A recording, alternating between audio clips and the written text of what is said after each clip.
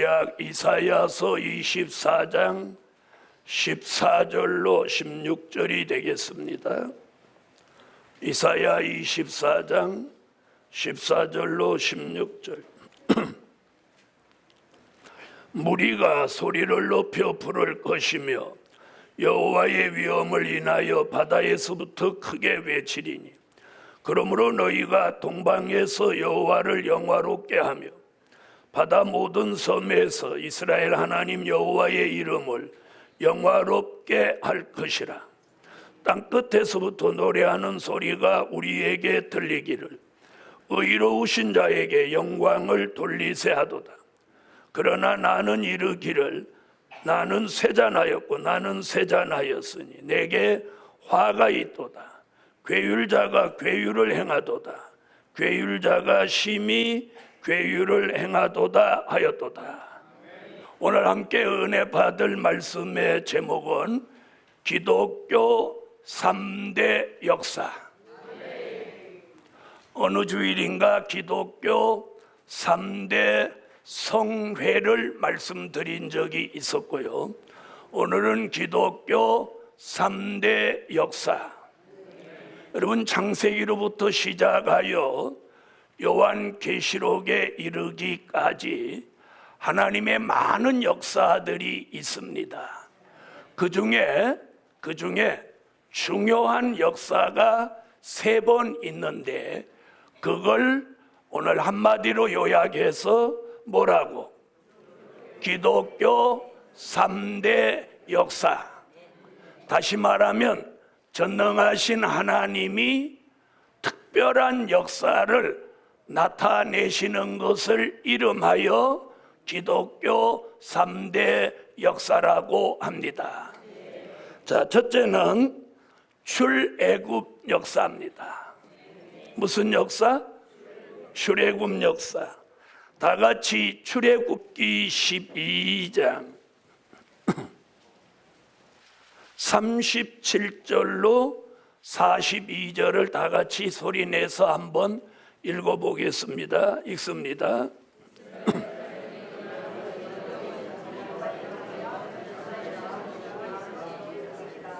할렐루야. 자, 히브리 민족이 애굽에 들어가서 여기 지금 본문에 몇 년 살았다고 그래요? 430년을 종살이하고 있었어요.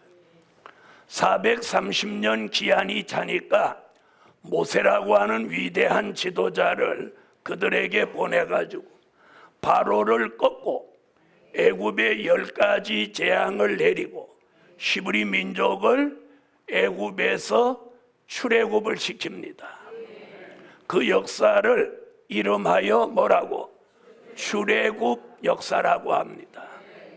히브리 민족을 애굽 430년 종살이에서 해방을 시키는데 하나님이 모세라는 위대한 지도자에게 말하는 대로 되게 합니다. 말하는 대로 돼. 그래서 바로 앞에서 지팡이를 가지고 던지면 뱀이 되고 그 지팡이를 나일 강물에 갖다 담그면 나일 강물이 막 피가 됩니다. 그리고 모세가 말하면 재앙이 10가지가 내려옵니다. 9가지가 내려도 꼼짝 않던 바로가 10번째 재앙, 애굽의 바로 궁으로부터 저 종의 자녀까지 그리고 짐승까지 제일 맞이 장자를 하나님이 다 그 밤에 죽여버리는 거예요. 그러니까 장자가 죽는 재앙이 애굽에 내리는데 바로의 아들부터 종의 아들까지 짐승도 전부 맞이는 싹 다 죽여버려요. 그러니까 바로가 손을 들었어요.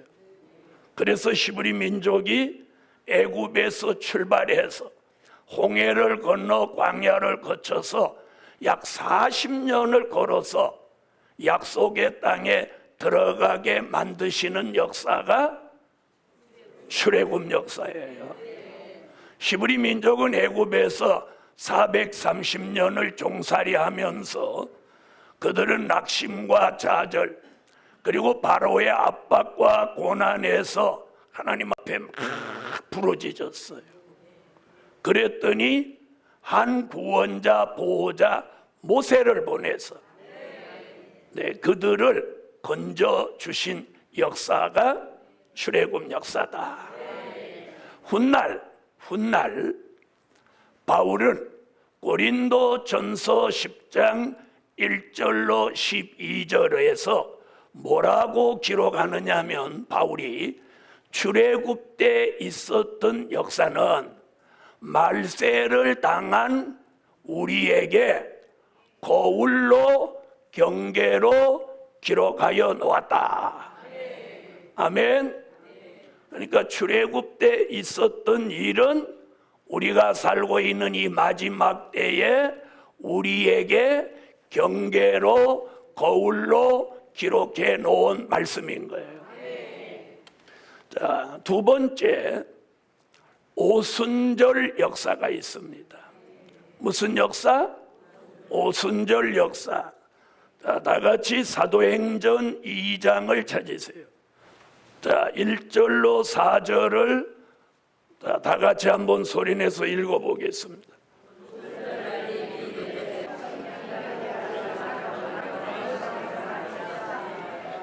아멘. 자, 오순절 역사는 하나님의 아들 예수가 하나님과 함께 말씀으로 계시다가 마태복음 1장에 말씀이 육신이 되셔서 사람의 모습을 입고 이 땅에 오셨어요. 이 땅에 오셔서 예수가 33년 동안 사셨어요. 그 중에 마지막 3년 동안을 주님이 친히 복음을 전하시는 거예요. 그래서 마태복음 5장 1절 이하부터 예수님이 뭐라고? 심령이 가난한 자는 복이 있나니 천국이 저희 것이며, 이렇게 시작해서 마태복음 5장, 6장, 7장, 8장 가면서 6장에서는 주님 가르쳐 준 기도, 7장, 8장, 9장에서는 산상보훈, 그리고 예수님이 가는 데마다 병든 자를 고치며 귀신을 쫓아내고 많은 표적과 증거를 나타내시는 거예요. 할렐루야. 그리고 마태복음 27장에서 십자가를 지고 인류의 죄를 대속하시고 엘리 엘리 라마 사박다니 하며 운명하시는 거예요. 자, 돌아가신 지 3일 만에 마태복음 28장 1절로 6절에 그가 살아나시는 거예요. 아멘. 믿으시는 분 아멘 하세요. 3일 만에 부활하신 그 예수가 40일 동안 자기를 사랑하고 경외하고 믿는 사람들에게 주님이 살아나신 걸 다 알리는 거예요. 할렐루야. 그렇게 40일 동안 제자들에게 보이시고 사도행전 1장에서 감람산이라고 하는 곳에 많은 제자들을 모아놓고 주님이 부탁을 하셔요. 너희가 예루살렘을 떠나지 말고 기다려라. 그럼 몇 날이 못 되어 약속하신 성령이 너희에게 임하신다. 그러면 그 성령이 너희에게 임하면 너희가 권능을 받고 예루살렘과 유대와 사마리아와 땅끝까지 이르러 나의 증인이 되리라. 자, 이때 일어난 이 역사를 뭐라고 한다고? 오순절 역사, 다락방 역사라고 말합니다. 아멘. 그때 베드로가 언제든지 성질 급한 사람이 벌떡 일어나는 거예요. 성질 급한 베드로가 벌떡 일어났더니 형제들아, 선지자 요엘이 예언한 성령이 우리에게 오셨느니라. 할렐루야. 바로 요엘서 2장 28절에 성령이 너희에게 임하신다는 말씀의 예언이 이루어진 거예요. 할렐루야. 그 성령이 임재해서 사도행전 3장, 4장, 5장에 가면서 안진뱅이를 일으킵니다. 3,000명, 5,000명이 회개하고 돌아옵니다. 아멘. 그렇게 예루살렘에서 시작한 복음이 예루살렘, 유대, 사마리아, 대한민국 땅끝까지 오는데 2000년이 걸렸어요. 그때 오신 그 성령이 대한민국에도 지난 130년 동안 우리에게 역사해 주셨어요. 그래서 저도 그 성령이 임재했고 여러분에게도 그 성령이 임재하셨어요. 그렇게 믿으시는 분 하면 그 성령이 오셔서 요한복음 3장 3절로 5절같이 물과 성령으로 우리가 거듭났습니다. 예수가 하나님의 아들 나의 구주 믿어졌어요. 그분이 날 위하여 십자가에 달려 돌아가신 게 믿어졌단 말이에요. 그래서 오늘 여기까지 모인 거예요. 자, 여기까지가 된 일이에요. 된 일. 저는 오늘 그걸 전하려고 하는가. 그 다음 세 번째, 동방의 역사. 아멘. 출애굽 역사는 육적인 히브리 민족을 애굽에서 건지기 위한 역사고, 오순절 역사는 죄 가운데 빠진 이방을 죄 가운데서 영혼을 구원하기 위하여 일으켜 주신 역사예요. 자, 그런데 세 번째 무슨 역사? 다 같이 크게 해봐요. 세 번째, 동방 역사. 여러분, 출애굽 역사와 오순절 역사는 과거의 역사고, 이 동방 역사는 우리 앞에 지금 다가오는 미래의 역사예요. 그래서 오늘 미래를 알고 가는 교회가 복이 있는 거예요. 자, 이제 이사야 24장으로 왔어요. 한번 읽어보겠습니다. 14절로 16절 시작. 아멘. 자, 여기 본문에 보면 뭐라고 했느냐면 동방 바닷가에서 여호와를 영화롭게 하는 일이 일어난다. 이렇게 이사야라는 대선지자가 지금으로부터 2750년 전에 예언을 했어요. 그 예언이 이제 이루어지려고 하는 거예요. 그래서 그렇게 일어나는 역사를 뭐라고 한다고? 동방에서 일어나는 신의 역사라고 하는 거예요. 그래서 그걸 딱 줄여서 동방 역사. 그래서 출애굽 역사 과거에 있었고, 오순절 역사 과거에 있었고, 이제 동방 역사가 이제 우리 앞에 곧 다가오는 거예요. 여러분, 요즘 대한민국의 온도가 섭씨 40도를 막 넘어서요. 자, 그런데 어떤 소망이 우리한테 있느냐? 과거의 경험에 의하면 뭐 삶아 죽이는 것 같고 볶아 죽이는 것 같아도 8월 15일만 넘어서면 8.15 광복절만 되면 더위로부터 해방이 돼. 그래서 아침 저녁으로 썬득썬득해지는 거예요. 이게 과거의 경험이야. 그래서 우리도 지금 뭐 저쪽에도 앞으로 뭐 한 보름만 버티면 된다 이러는 사람이 대부분이야. 그렇죠? 복음 받은 여러분, 선지자 이사야라는 사람이 동방에서 새로운 역사가 일어난다는 거예요. 과거에 출애굽 역사가 있었듯이, 오순절 역사가 있었듯이, 동방의 바닷가 섬은 아닌 나라에서, 땅끝에 있는 나라에서 하나님의 신의 역사가 일어나서 전 세계에 이 마지막 복음이 전해지게 하는 역사가 일어난다는 거예요. 그걸 한마디로 요약해서 동방 역사예요. 이사야가 이렇게 얘기한 것을 다양하게 오늘 증거하려고 하는 거예요. 첫째, 동방 역사는 남종과 여종에게 신을 부어주는 역사다. 자, 동방의 역사가 뭐냐?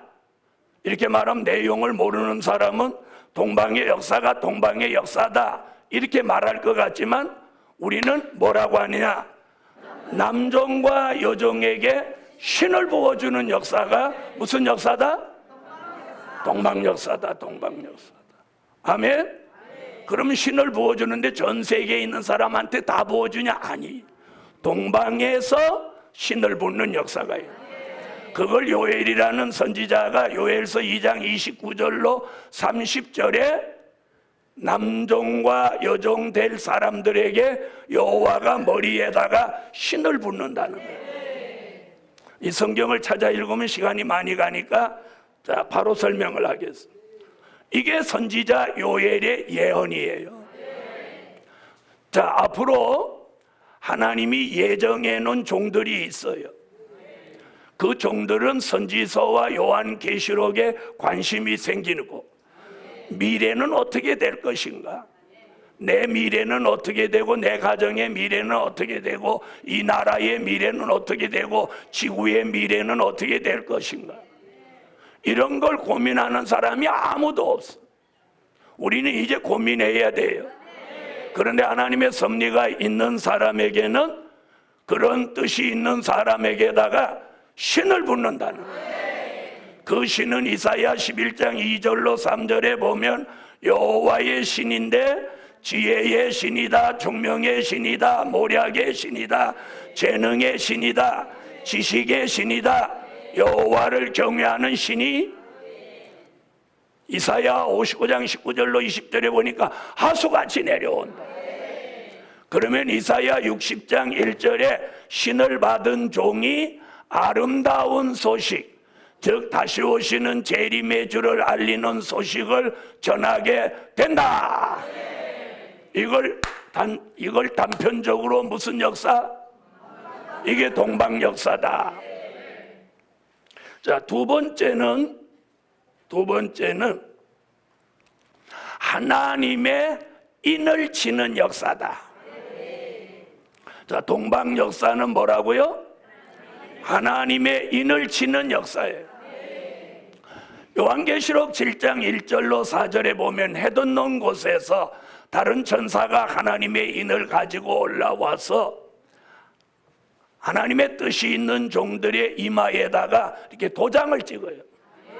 그게 인이라고 하는 거예요. 하나님의 인. 도장을 척 찍어 놓는 거예요. 이렇게 도장을 한 지파에 1만 2천씩 12지파에 14만 4천 명을 이마에 도장을 찍는 거예요. 자, 이걸 하나님의 인맞은 종이라고 합니다. 할렐루야. 자, 이 하나님의 인맞은 종이 몇 명이 나오냐면 14만 4천 명이 나오는 거예요. 할렐루야. 그 14만 4천 명에는 아까 첫 번째 같이 머리에 뭘 붓고 이미 신을 부어요. 머리에는 신을 붓고 이마에는 하나님의 인을 치는 거예요. 이 인을 치는 역사가 동방 해돋는 곳에서 하나님의 역사로 이렇게 인치는 역사가 일어나는 거예요. 그럼 이 하나님의 인을 이마에 맞은 사람은 어떤 피해도 받지를 않아요. 아멘 하세요. 경제적인 난제도 피해받지 않고 황충이 같이 악독한 사람의 피해도 받지 않고 어떤 환경이나 생활이나 어떤 재앙의 피해도 전혀 안 받는 거예요. 그렇게 되기를 원하면 아멘 하세요.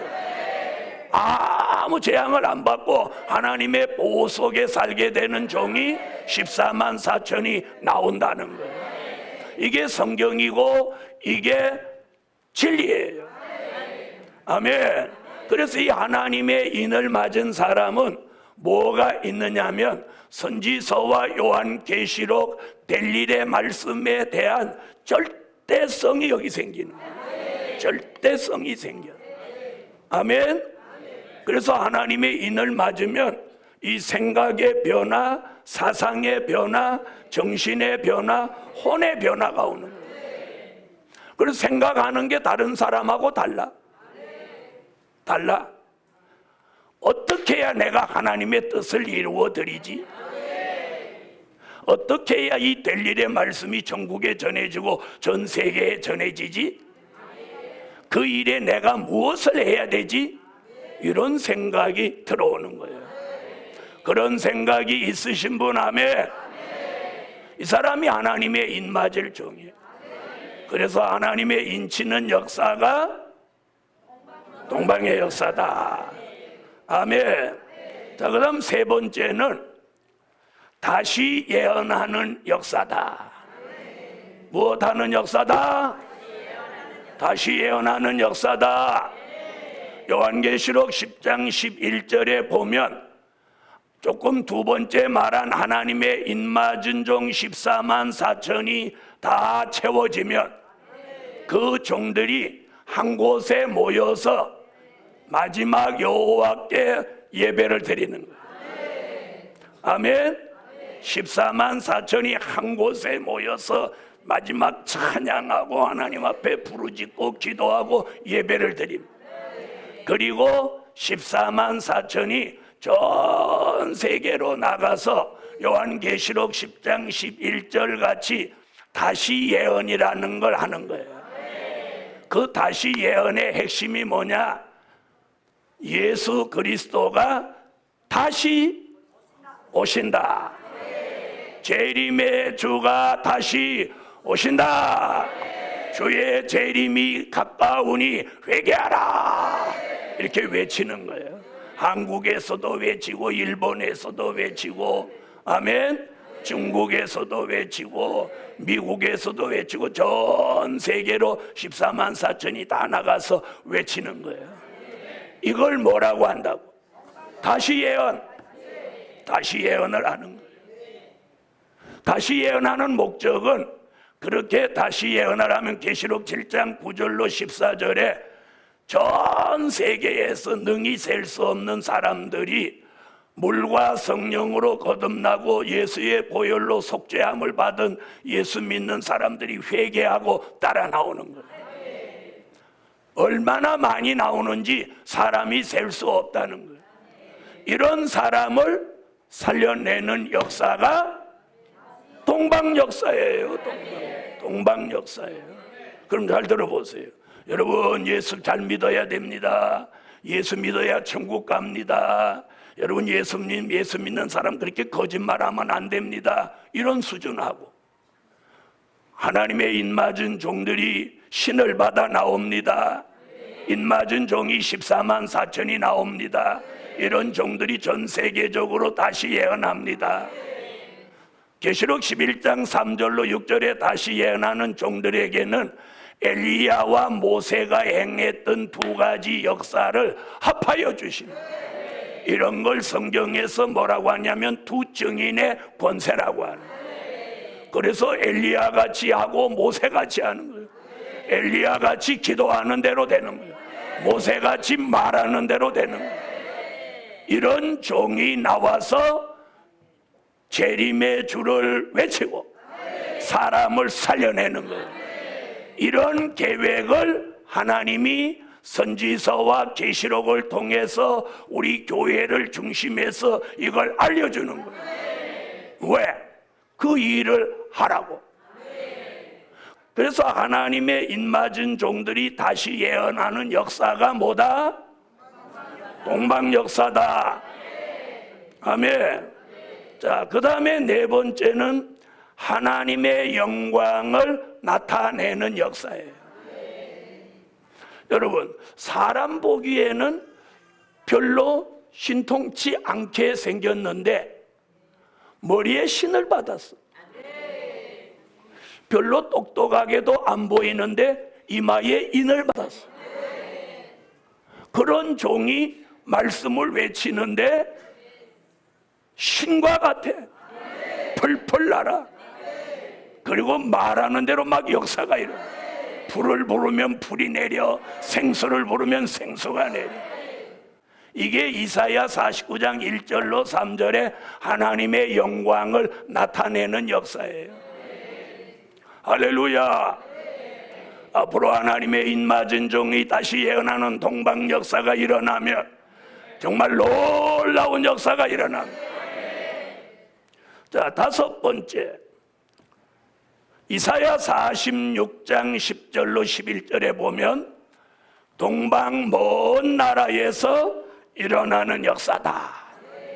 여러분, 예루살렘에서 볼 때 예루살렘 가까운 동편에서 일어나는 게 아니라 저 육적인 예루살렘에서 볼 때 동쪽으로 멀리에 있는 나라에서 일어난다는 거예요. 그래서 저는 세계 지도를 한번 펴놓고 예루살렘에서부터 줄을 쭉 그어갖고 동쪽으로 쭉 와봤어요. 그랬더니 대한민국에 떡 걸리는 거예요. 그 대한민국을 지나가 버리면 태평양에 빠져버리는 거예요. 그러니 바로 이사야가 말한 동방 멀리에 있는 나라는 바로 대한민국이에요. 여러분, 대한민국에 소망이 있어요. 대한민국. 여러분, 대한민국에 소망이 있어요. 할렐루야. 그러므로 예루살렘 교회가 바라보고 있는 동방 역사, 아멘, 그 역사가 이 교회의 복이 될지라. 저는 그런 소망을 가지고 있어요. 여섯 번째, 동방 땅끝 땅 모퉁이에서 일어나는 역사다. 그래서 이사야 41장 8절로 15절에 보면 땅끝 땅 모퉁이에서 추수하는 종이 나와서 복음의 새 역사가 새 타작 기계 같은 종을 통하여 이루어진다 라고 말하고 있어요.